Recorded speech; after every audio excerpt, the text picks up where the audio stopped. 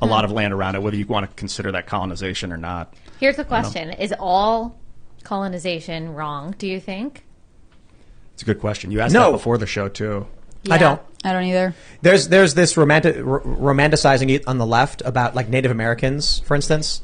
They want to believe this narrative of the evil white man from Europe coming and just massacring all the natives. It's like, oh, but don't get me wrong. There's a bunch of really bad history there, of course. Yeah. Lands get conquered, war breaks out, and some people win out over others. But it's like, I don't know, man. The Aztecs were kind of brutal, you know.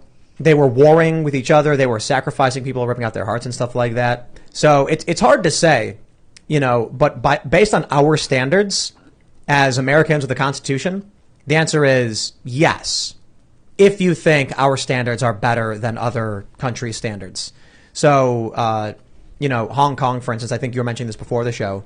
They had, like, it seems to be getting really bad for them now with China moving in because we don't think China's values are good values. They're authoritarian. Yeah. Let's just say the people who are living there are not doing so well. You got the Uyghur concentration camps.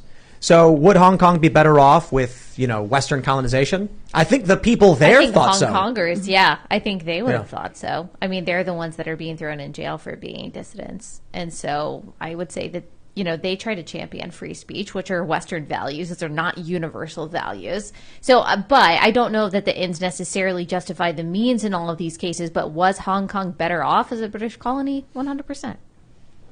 Yeah, imagine what this country, what the United States would look like if no one ever came here. I mean, what would it be? I can't imagine that it would be substantially well developed. Well,